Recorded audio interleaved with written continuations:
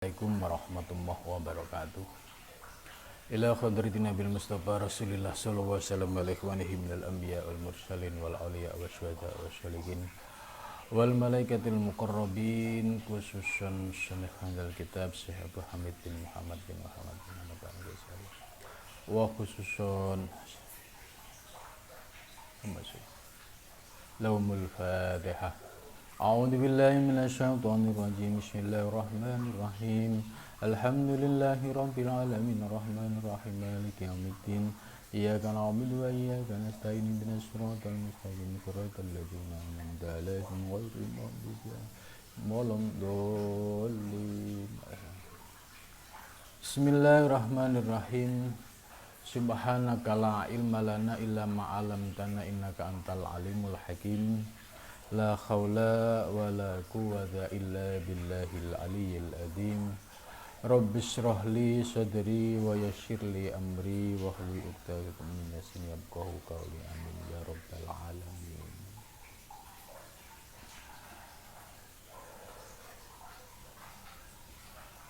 Wala musyanif rahimakumullah wa nafa'na bihi wa bi ulumihi fidari. Amin ya rabbal alamin. Pagi ini kita akan melanjutkan kajian kitab Mishkatul Anwar karya Imam Ghazali, yaitu sudah memasuki penjelasan akhir dari proses pengalaman rohani atau disebut pengalaman spiritual yang dirasakan oleh para salik atau para ahli thariqah dalam menuju Allah Subhanahu wa Ta'ala. Sebagaimana dijelaskan kemarin bahwa untuk menggambarkan hal-hal yang bersifat metafisik, Ibnu Arabi menggunakan takbir, menggunakan perumpamaan-perumpamaan yang dekat dengan sekitar kita, tujuannya supaya mendekatkan paham dan supaya semakin yakin keyakinan kita. Tentu soal takbir ini memiliki banyak ragam, dan di setiap wilayah itu juga memiliki corak-corak takbir yang berbeda-beda, tapi memiliki substansi yang sama. Contoh kalau kita melihat takbir-takbir yang digunakan para ulama sufi, seperti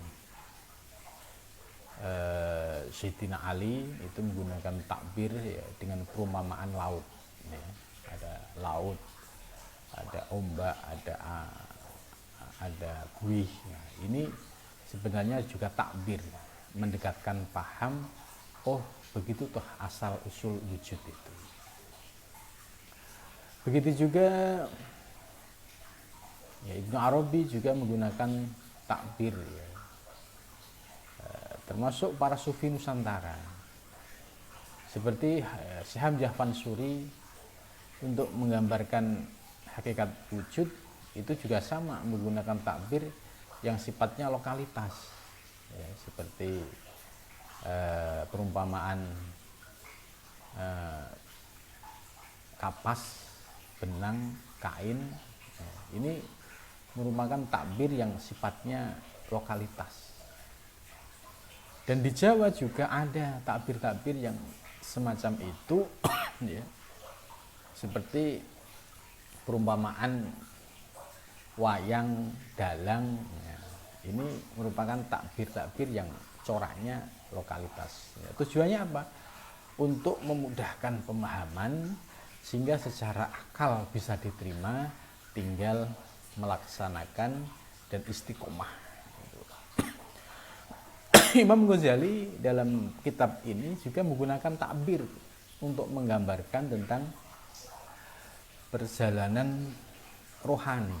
Jadi dengan kata lain, orang yang mendapatkan pencerahan rohani itu diibaratkan seperti ada orang yang kualitas kenyataannya itu seperti matahari yang menerangi alam semesta, ada yang kualitas cahayanya itu seperti bulan, ya menerangi alam cuma remang-remang, ya. Kemudian ada yang cahayanya seperti bintang, ya dia ada tapi kecil untuk ruang lingkup sekitarnya, ya. Jadi perumpamaan-perumpamaan ini supaya dipahami, ya, ini menurut Imam Ghazali adalah sebagai takbir, ya, untuk mendekatkan paham. Ketika akal kita sudah bisa menerima gitu, maka proses selanjutnya kita tinggal istiqomah mengamalkan, ya. Penjelasan berikutnya, wa minhu yanfajiru ila audiyatil qulub al basyariyah miyahul ma'arif wa nafaisul mukasyafah. Dan dari, ya, proses perjalanan rohani itu akan mengalir, yaitu sumber-sumber rohaniah di dalam hati. Al-basyariyah itu menunjukkan, ya, hati kita manusia ini itu berarti, ya, ada lembah hati yang basyariyah. Jadi audiyatul qulub ini hanya perumpamaan, ya, diibaratkan sebuah lembah, di mana lembah itu, ya, sesuatu yang di dalam lembah itu pasti nanti ada sumber-sumber mata air. Nah, apa sumber lembah mata air para salik, para ahli thariq dalam menuju Allah? Yaitu miyahul ma'arif, sumber-sumber mata air kemakrifahan. Karena orang-orang yang istiqomah dalam zikir dan riyadhah musyahadah itu pasti merasakan ragam pesona pengalaman rohani gitu. Dan mendapatkan pencerahan-pencerahan rohani itu juga akan dirasakan. Wanafa isul mukasyafah, dan keindahan-keindahan mukasyafah, yaitu terbukanya aspek esoteriknya, aspek batinnya. Oh, misalkan contoh, ketika kita melihat objek gunung, ya, saat sebelumnya, ya, masih menjadi orang yang belum pernah mengamalkan zikir atau belum pernah mengamalkan amalan-amalan dalam thariqah, melihat gunung, ya, dia takjub sebatas keindahan lahiriah. Wah, cakep banget ya gunung itu. Tapi ketika dia sudah mulai istiqomah mengamalkan zikir, riyadhah musyahadah, karena hawa nafsu ini yang menjadi penyebab, ya, terhijabnya pandangan kita gitu, maka harus dibarengi dengan riyadhah musyahadah. Lah, ketika seorang sudah istiqomah dalam riyadhah musyahadah dan zikir ini, maka ketika melihat gunung itu ada pencerahan batinnya yang tiba-tiba dia memahami, oh iya ya, melihat keindahan gunung itu sudah tidak terpesona dengan wujud fisiknya, wujud lahiriahnya, wujud keindahan-keindahan lahiriahnya, tapi langsung terkoneksi memandang Allah, ya, subhanallah, ya, Allah luar biasa, ya, menciptakan alam semesta yang begitu indahnya gitu. Nah, ini yang disebut dari mukasyafah gitu. Nah, mukasyafah secara teori, ya, seperti tadi ada teorinya, ya, tentang hakikat wujud, tapi ada mukasyafah yang bersifat zauq, rasa. Mukasyafah yang sifat zauq itu, ya, berupa anugerah syuhud musyahadah. Syuhud musyahadah itu memandang, ya, keindahan alam semesta beserta isinya itu, ya, dengan pandangan mata batin, tidak diucapkan, dia cukup dinikmati, dirasakan sendiri, tidak perlu orang lain tahu. Nah, disitulah keunikan ya, bahwa para salik dalam menuju Allah itu memiliki rahasia-rahasia, dan ini tidak boleh dipublis, dipamerkan, apalagi dibuat status ya di Facebook. Ini tidak boleh ya, karena kenikmatan yang zuk, yang rasa ini ya, ini adalah kenikmatan sebagai nafaisul mukasyafat, yaitu memperoleh anugerah keindahan-keindahan, terbukanya mata batin dalam memandang objek tadi.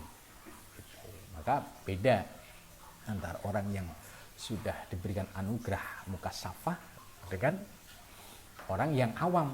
Jadi dalam melihat objek, dia tidak terkoneksi dengan Allah. Ya objek, wujud ya wujud, terpisah dengan Allah. Sedangkan orang-orang ahli hakikat, ahli thariqah itu senantiasa memandang yang ada di alam semesta ini terkoneksi dengan yang mewujudkan, yaitu Allah Subhanahu wa Ta'ala.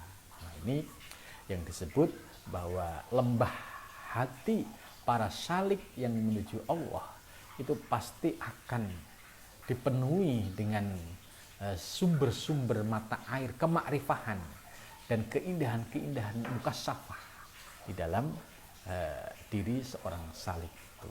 Nah, ini perumpamaan yang dibuat oleh Imam Ghazali ini cukup bagus sekali, dan bagi para salik ahli thariq pasti akan mengiyakan apa yang disampaikan oleh Imam Ghazali ketika sudah merasakan ya pengalaman-pengalaman ruhani gitu, dan istiqomah ya. Kalau misalkan ikut thariqah tapi nggak istiqomah ya sama saja, ibarat dikasih lampu tapi lampunya nggak diurusin minyaknya, istilahnya lampu sentir kayak di kampung itu, dikasih lampu ya, tapi lampunya nggak pernah diurusin, nggak pernah minyaknya nggak pernah diisi, ya bagaimana lampu ini akan hidup? Ya, begitu juga seorang salik yang sudah baiat dengan guru mursyid tapi tidak mengamalkan kaifiat-kaifiat yang diberikan, ya sama, dia punya peralatan itu, tapi cahaya-cahaya di dalam batinnya tidak akan bisa keluar cahaya karena tidak didorong dengan praktek amaliyah dalam keseharian itu. Jadi untuk menghidupkan cahaya-cahaya rohani, ya amalkan zikir dan kaifiat riyadhah mujahadah. Dengan demikian maka ibadat itu sebagai suplai minyak tanah, kalau kita gambarkan dalam bentuk lampu ala kampung dulu ya, itu oh iya cahaya ini akan keluar ya kalau diisi dengan minyak. Begitu juga seorang salik, cahaya rohaninya itu akan keluar ya, mencorong gitu ya, kalau dia istiqomah mengamalkan kaifiat riyadhah mujahadah yang diberikan oleh gurunya. Kalau tidak diamalkan ya sama saja, tidak ngefek sama sekali, ya hanya punya-punyaan aja gitu. Apalagi sampai dia melanggar aturan-aturan syariat. Contoh ya, dia salik ahli thariqah tapi sholat tidak mau, apa-apa tidak mau, alasannya ya menuju Allah kan saya makomnya kan beda gitu ya. Bagaimanapun ketinggian makom, tidak ada makom yang tertinggi selain Nabi besar Muhammad SAW, dan perintah sholat ini pun sumbernya dari Kanjeng Nabi besar Muhammad SAW. Nah, terus ngikutin syariat siapa? Apakah ada yang membawa syariat baru setelah Nabi Muhammad? Gitu. Maka kalau ada ajaran-ajaran kok yang agak unik, ya tidak mengajarkan tertib syariat, ya ini ya pertanda mulai muncul penyimpangan. Sebab ini sudah keluar dari aturan yang dibuat oleh para sufi, dan semua para sufi ya tunduk dan taat kepada syariat Nabi besar Muhammad SAW, baik secara zahir maupun secara batin. Ya. Kemudian selanjutnya, wa in kanatil kanafais ba'dati sholihah bil qulub basyariyah tajri min qalbin ila qalbin. Jadi, jika keindahan-keindahan yang ada di dalam hati ya, ba'dati sholihah setelah bertemu bil qulubi al basyariyah dengan hati yang dimiliki oleh manusia, tajri akan mengalir min kolbin dari hati ila kolbin, dari hati ke hati. Jadi maksudnya ketika pancaran ilahiyah itu sudah memenuhi relung hati seorang salik karena dia istiqomah dalam mengamalkan zikir riyadhul mujahadah, maka di situ sumber-sumber pancaran rohani itu akan keluar. Istilahnya, oh ini mata air baru, ini mata air. Jadi ini menunjukkan Allah sedang memberikan asrar uluhiyah dan ma'arif robaniyah. Lah, itu dirasakan bil qulubil basyariyah, dirasakan oleh hati ya seorang hamba. Maka siapapun seorang hamba yang dia melakukan hal itu pasti merasakan kenikmatan-kenikmatan rohani tadi. Min kolbin ila kolbin. Artinya hatinya seorang salik yang dia mengikuti praktek dan kefiat secara istiqomah, maka dia akan merasakan hal itu. Siapapun itu pasti akan merasakan itu. Min kolbin ila kolbin. Jadi kalau seandainya kita belum mendapatkan pencerahan rohani, itu koreksi ke dalam diri. Ya, jangan-jangan ini tirai hijabnya di dalam diri kita ini masih terlalu tebal, sehingga tidak muncul aura ilahiyah, tidak muncul tadi sumber-sumber mata air rohaniyah, atau yang disebut ma'arif robbaniyah atau nafaisul mukassafat. Ya karena ibarat sumber dari mata air yang masih ketutup dengan batu besar. Ya, batu besar ini diibaratkan ya hawa nafsu kita. Hawa nafsunya masih mencengkram. Ya tidak mungkin mata air atau sumber mata air ini akan keluar kalau dia masih kesumpelan. Maka untuk membuka mata air tadi, penghalangnya, hijabnya ini harus diangkat. Gitu. Ya, hijab-hijab yang paling dominan mendominasi diri kita yaitu hijab-hijab yang berupa hawa nafsu. Jadi perumpamaan Imam Ghazali ini menurut saya cukup indah. Jadi bagi kalangan akademis gitu ya, dengan membaca teks per teks dengan penggambaran yang konkret ya. Karena ini sudah menjadi ilmu yang sifatnya pengalaman rohani, empiris ya. Atau disebut intersubjektif. Atau menurut saya ini empiris spiritual. Nah, karena bagi orang yang melakukan tata cara yang sama, dia akan merasakan pengalaman yang sama. Maka di sini tajri min kolbin ila kolbin. Seorang salik yang dia berjalan menuju Allah, mengikuti aturan yang ada, ya siapapun dia akan merasakan pancaran-pancaran ilahiyah di dalam hatinya. Fadhil qulub aidon audiyatun. Jadi, maka hati para salik itu diibaratkan itu tadi lembah. Ya, di dalam lembah itu tentu banyak sekali sumber-sumber mata air di dalamnya. Nah, yang menghijabi kenapa sumber mata air tidak bisa keluar itu adalah ada gundukan hawa nafsu, ya, diibaratkan seperti batu besar yang masih membuat penghalang, sehingga mata air rohani dari dalam hati kita nggak bisa keluar karena hawa nafsunya masih dominan menguasai diri seorang salik itu.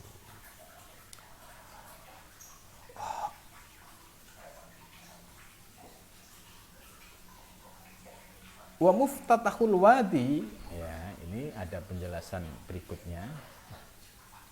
Dan sebagai pembuka ya lembah ruhaniyah bagi seorang salik, ya, itu adalah qulubul anbiya, hatinya para nabi. Summal ulama, kemudian ulama. Sumaman, kemudian orang, ba'dahum, sesudahnya. Nah ini struktur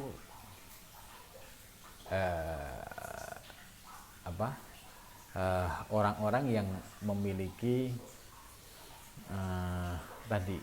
potensi spiritualitas. Ya. Di sini dijelaskan yang pertama adalah qulubul anbiya, hatinya para nabi. Artinya hatinya para nabi, semua nabi, mulai dari Adam sampai Nabi Muhammad itu ya mendapatkan pencerahan ilahiyah. Itu. Nah, tentu Nabi melalui sebuah proses yang natural. Ya kita bisa lihat bagaimana kehidupan para nabi itu ya tidak santai-santai, ya, semua penuh perjuangan. Ya.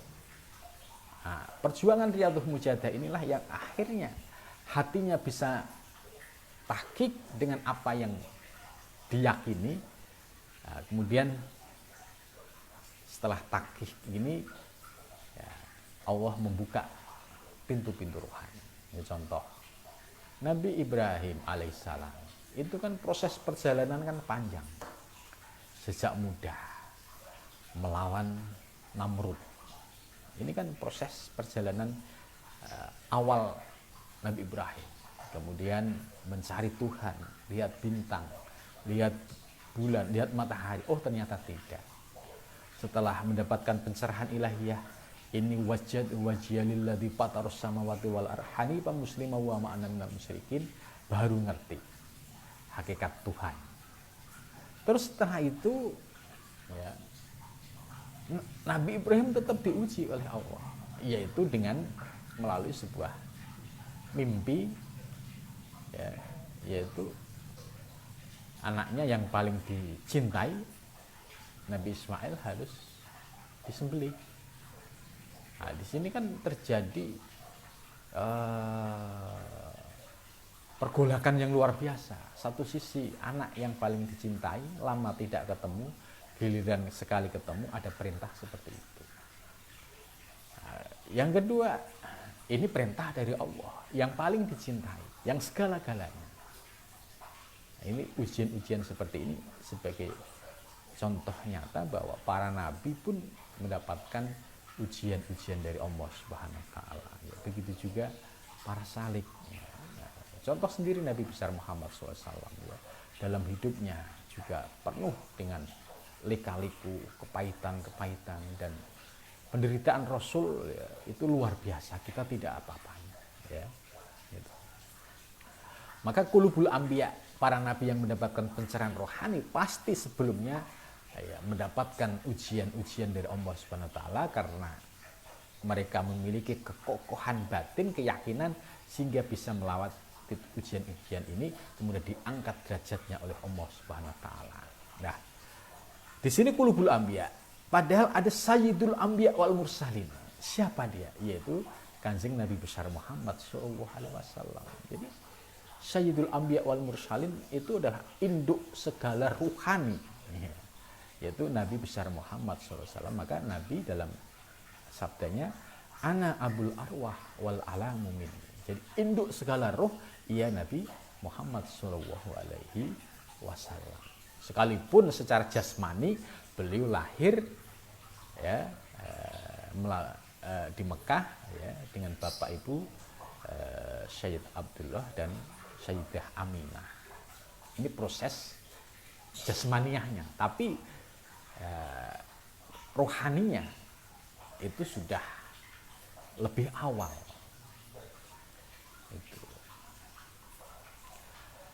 Jadi strukturnya ya dari Kanjeng Nabi sebagai Abul Arwah, ya, kemudian Qulubul Anbiya, ya, hatinya para nabi, summal ulama. Nah, Imam Ghazali menggunakan kata ulama, ya. Berarti pewaris rohani atau pelanjut perjalanan rohani, yaitu setelah Nabi adalah para ulama, ya. Siapapun dia, ya. Jadi al ulama itu jamaknya alim, orang yang berilmu. Orang yang berilmu berarti orang yang mau belajar dan terus belajar, dan ilmunya diamalkan. Mulai dari para sahabat itu juga bisa menjadi masuk kriteria ulama karena berilmu, beramal. Begitu juga orang-orang yang hidup pada zaman sekarang, ya, dia berilmu dan beramal. Jangan berilmu tok, beramalnya tidak ada. Nah, di antara orang yang berilmu dan beramal ini ada yang menggeluti aspek rohani, yaitu para mursyid ahli thariqah, yaitu orang-orang yang belajar tasawuf dan ilmu tarekat. Ini di antara ulama. Nah, sebab ulama ini sudah macam-macam. Ya, ada ulama fikih yang memang dia memiliki kepakaran di dalam keilmuan fikih dan usul fikih, yaitu menjadi bagian daripada ulama. Ada juga yang memiliki kepakaran di dalam ilmu-ilmu alat, ilmu nahwu, ilmu syaraf. Ada juga yang memiliki kepakaran ilmu rohani, yaitu yang disebut ahli thariqah atau para sufi atau para mursyid. Idealnya adalah interdisipliner. Secara intelektual dia memiliki basic pemahaman fikih yang utuh, kemudian secara ilmu gramatikal bahasa Arab dia menguasai tata bahasa mulai dari ilmu jurumiyah sampai alfiyah. Kemudian dari aspek keilmuan lain juga dikuasai sampai dia memahami juga ilmu tentang batinnya, tentang rohaninya. Jadi, maka integral dari aspek disiplin keilmuan ini, inilah akan melahirkan ya sosok ulul albab, yaitu pribadi yang memiliki kecerdasan rohani atau ya, spiritual, dan juga memiliki kecerdasan intelektual. Jadi ya, hanya jangan terjebak pada satu keilmuan saja. Sudah belajar fikih ya sudah. Apalagi kalau setelah belajar fikih merasa segala-galanya, terus tidak mau belajar ilmu tasawuf. Ya ada resikonya. Kalau hanya fikih tok, usul fikih tok, ya, gampang sekali untuk ujub dan takabur. Di dalam tasawuf diajarin takabur dan ujub ini harus dihilangkan. Nah, ini kan harus integral, tidak bisa diamalkan secara terpisah. Maka kalau sudah cukup ilmu lahir disempurnakan dengan ilmu batin. Ini yang disebut summal ulama. Ya, bagaimana kalau ulama dalam pengertian ulama politik misalkan? Ya bisa dilihat perannya. Apakah perannya untuk lihidmatil ummah, lihidmatil waton, atau sekedar untuk pribadi. Nah, di situ akan nampak kalau dia ulama yang berperan memiliki hikmah untuk umat, hikmah untuk bangsa, ya tentu dia tetap ulama tapi memiliki peran di sana dengan tetap menjaga kebersihan hati dan jiwanya, ya, tidak larut dalam godaan-godaan hawa nafsu yang ada di sana. Itu sumaman ba'dahum, kemudian orang ba'dahum sesudahnya. Ya, siapa man ba'dahum? Yaitu ya para salik, para ahli thariq. ketika kita gondelan dengan ulama yang di atas kita, guru kita. Nah, contoh kita mengikuti sebuah torekoh, guru kita ini sebagai mursyid kita. Lah, guru kita dapat ilmu, dapat zikir dari gurunya. Gurunya dari gurunya, gurunya dari gurunya sampai puncaknya ya sampai kepada Rasulullah Shallallahu Alaihi Wasallam. Maka di sini pentingnya mencari torekoh yang muktabaroh. Itu kita akan muncul keyakinan, tidak ada keraguan sedikit pun. Karena sumbernya jelas. Ini dari guru ini, dari guru ini, dari guru ini, dari guru jelas, mutasil. Ya, bagaimana kalau yang mengkotek? Yang mengkotek, ya bagi yang tidak ada keraguan, ya carilah yang kita yakin. Karena di dalam hadis, dakma yaribuk ila ma la yaribuk. Tinggalkan sesuatu yang membuat kamu ragu sampai kamu datang sebuah keyakinan. Jadi ini pentingnya kenapa harus berpegang pada, ya, istilahnya kalau perjalanan rohani, berpegang pada aturan-aturan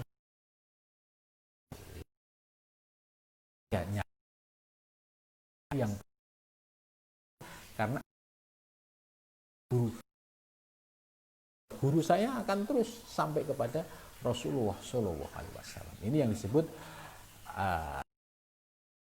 ba'dahum. Kalau kita termasuk man ba'dahum yang gendolan tadi, ya, kalau gendolan kita benar sampai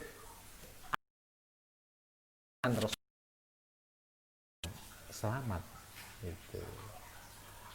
Kalau kita gendolannya salah, ternyata sambungan ke atasnya misalkan ke Nyi Roro Kidul, ya nanti ketemunya di laut pantai selatan gitu. Tapi kalau makanya di sini harus punya gondelan yang bisa dipegang, bertanggung jawab dunia dan akhirat gitu. Ya, jangan sampai salah dalam memilih atau salah jalan cari. Tadi kata Nabi, dakma yaribuk ilamala yaribuk. Ya, tinggalkan sesuatu yang membuat kamu ragu sampai muncul keyakinan, ya, pada dirimu. Jadi apa yang digambarkan oleh Imam Ghazali cukup jelas, ya. Qulubul anbiya summal ulama summan ba'dahum. Jadi kulub hati. Jadi terkoneksinya hati para nabi, ya, Nabi Muhammad turun kepada generasi berikutnya. Misalkan kayak Naksabandiyah, ya, dari Kanjeng Nabi turun kepada Sayyidina Abu Bakar, terus turun sampai ke guru kita. Qadiriyah juga sama. Nah, dari Kanjeng Nabi, ya, melalui Sayyidina Ali, kemudian turun sampai guru yang ada pada zaman sekarang. Jadi ini yang disebut qulubul anbiya summal ulama summan ba'dahu. Ya. Nah, dari penjelasan ini bahwa kita nggak boleh belajar yang tidak memiliki sanad yang tidak jelas. Contoh misalkan kita belajar ilmu, ya, dengan orang yang tidak memiliki sanad keilmuan yang jelas. Kalau demikian ada potensi ajarannya itu, ya, tidak sesuai dengan ajaran para pendahulu karena tidak memiliki koneksi yang mutasil dengan para guru terdahulu. Nah, bisa jadi banyak ajaran-ajaran yang dari istilahnya coba-coba, ya, kemudian akhirnya muncul banyak masalah, ya akhirnya baru dia kembali, oh iya ternyata ini nggak benar gitu. Tapi kalau kita berpegang pada aturan yang sudah jelas bahwa manhaj thariqah ini sudah terjadi dan sudah mengantarkan banyak para arifin billah dan sudah terbukti berabad-abad. Itu kan kalau sudah berabad-abad dan tersebar di seluruh dunia, ini artinya sudah tidak ada keraguan lagi. Gitu. Oh iya, berarti sistemnya sudah bagus.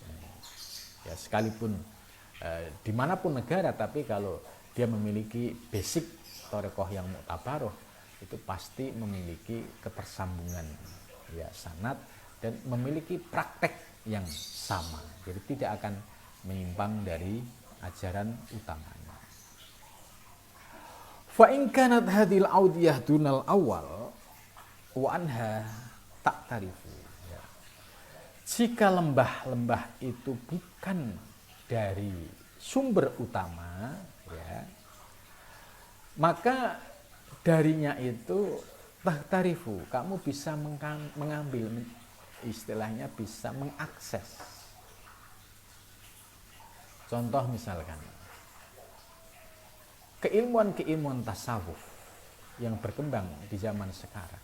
Ini kan karya ulama-ulama besar abad 11, 12, 13. Mereka dalam menulis kitab ini ya sebagai upaya untuk melestarikan pengalaman-pengalaman rohani yang dialami kemudian dituliskan dalam sebuah kitab supaya generasi yang akan datang nanti bisa berpegang pada ajaran ini. Maka muncullah kitab Ihya Ulumuddin, kitab Al-Futuhat Al-Makkiyah. Ini supaya generasi yang akan datang punya rujukan. Gitu. Kenapa nggak langsung dari Nabi? Ya ada sumber dari Nabi, ada, tapi penjelasan detailnya zaman Nabi tidak sampai sedetil itu, karena Al-Quran itu sifatnya ismal, kemudian hadis juga sifatnya sebagai tafsil, tapi dalam merespon dinamika perkembangan kehidupan ini, para ulama-ulama inilah yang mensyarahi dari penjelasan Kanjeng Nabi besar Muhammad SAW. Jadi tidak ada, kita bisa melihat argumentasi para ulama-ulama hakikat, ya, di dalam muqaddimah kitab itu tidak mungkin keluar dari nas Al-Quran dan Al-Hadis, tidak mungkin keluar dari situ, ya. Maka kalau kita akhirnya tidak bisa mengakses dari sumber pertama, ya akseslah melalui generasi-generasi berikutnya. Itu mungkin.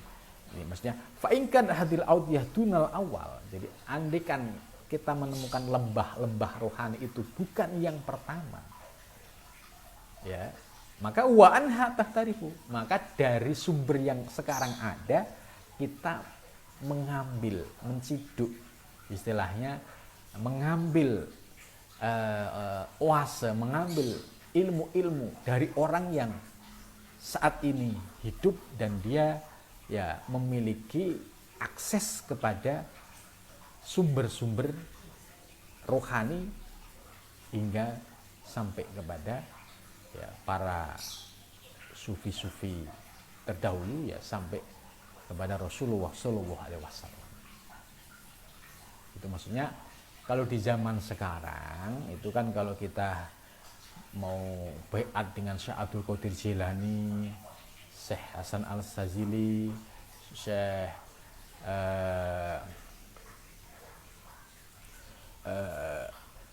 torekoh-torekoh yang lain misalkan, ini kan kita tidak ketemu dengan sumber awal, apalagi sampai kepada Rasulullah SAW, kan nggak mungkin kita langsung menciduk, mengambil dari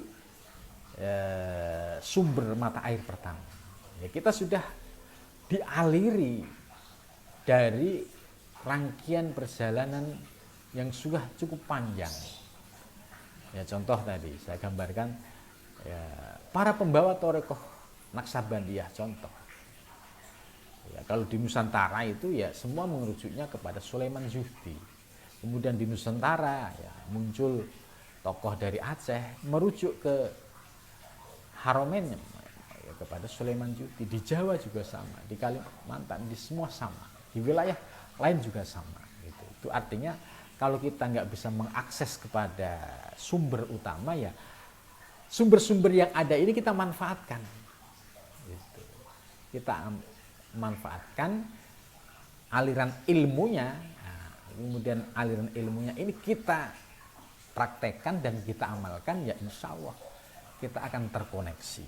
Gitu. Jadi wa anha tak tadi. Wabilah hari dan semestinya ayyakunal awal wal wadil aiman, sedangkan yang disebut sebagai sumber atau lembah yang awal ini disebut al-wadil aiman, lembah yang posisinya di kanan, sebab likasrati yumnihi wa ulwi darajatihi, karena banyaknya ya sisi keamanannya, keselamatannya dan ketinggian derajatnya. Ini maksudnya tadi ketika kita tidak bisa mengakses ke sumber rohani yang awal, ya seperti ya Kanjeng Nabi, para sahabat kan turun kepada guru sampai guru kita. Ya sudah, guru kita yang ada sekarang ini kita akses ilmunya, kita akses baiatnya, kita akses kaifiatnya, kita amalkan. Maka ketika kita mengakses kepada sumber yang jelas tadi, ya, ini istilah al-wadil aiman, itu berarti ya sumber yang memiliki kompetensi yang bisa dipertanggungjawabkan, maka disebut al-wadil aiman. Artinya sumber ini dengan menggunakan istilah mutasil, nah itu berarti keyakinan kita itu semakin kokoh. Nah, jangan sampai nggak jelas juntrungnya, nah, kemudian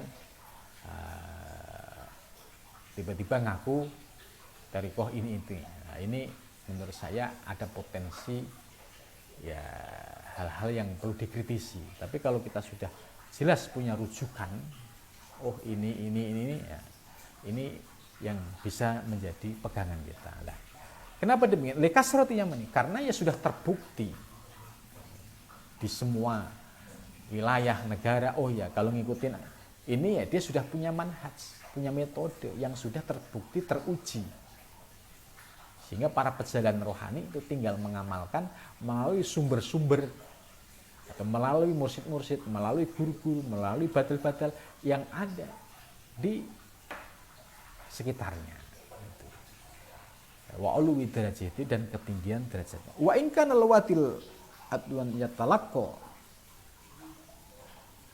min akhad darajatil wadil aiman fa muhtarifu syati'ul wadil aiman duna lujatihi wa mabda'ihi, ya.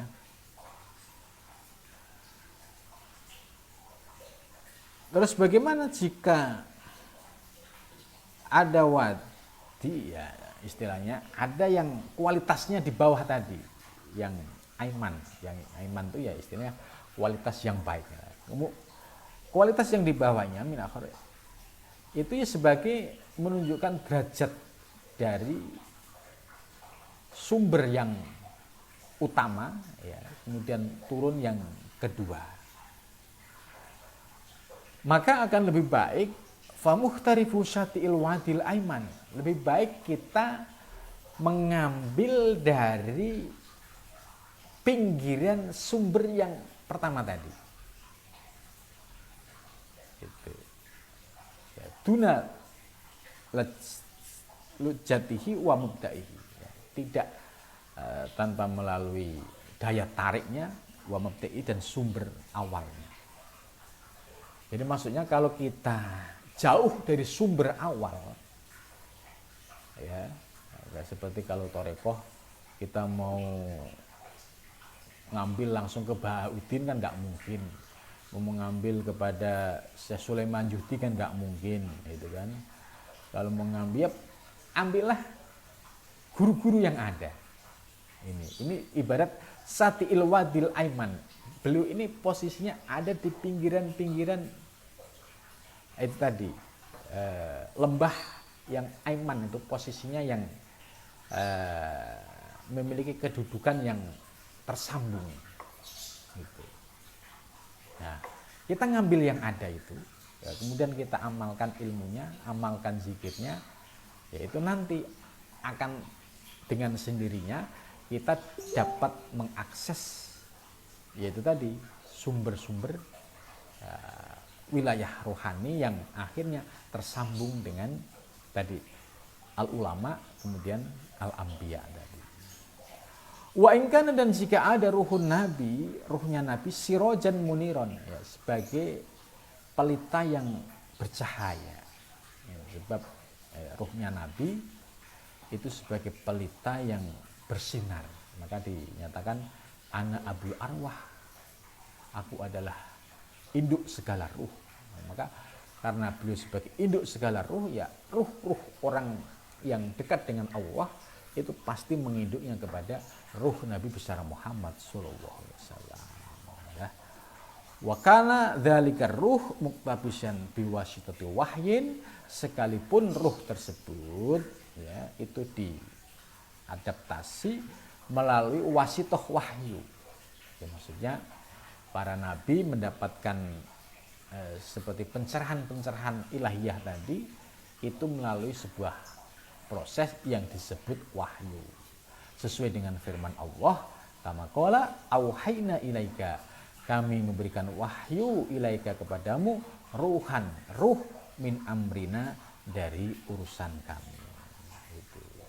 Fama minhul iktibas misaluhin nar. Maka sebagaimana perumpamaan ya seperti anar ya, api ya, api ini ada sumbernya, ada biasnya itu. Wa in kana al mutalaqinuna minal anbiya badum alam wa huwa alam bisawab, ya, sampai sini dulu. Mudah-mudahan dari penjelasan tadi ya, dapat membantu kita untuk memahami bagaimana Imam Ghazali dalam menjelaskan perjalanan rohani para salik dan atau perjalanan para ahli thariqah dalam menuju Allah Subhanahu wa taala. Mudah-mudahan kita diberikan kekuatan lahir dan batin, dapat mengamalkan ilmu-ilmu yang dijelaskan oleh Imam Ghazali dan dapat mengamalkan dalam kehidupan sehari-hari. Cukup sampai di sini. Wassalamualaikum warahmatullahi wabarakatuh.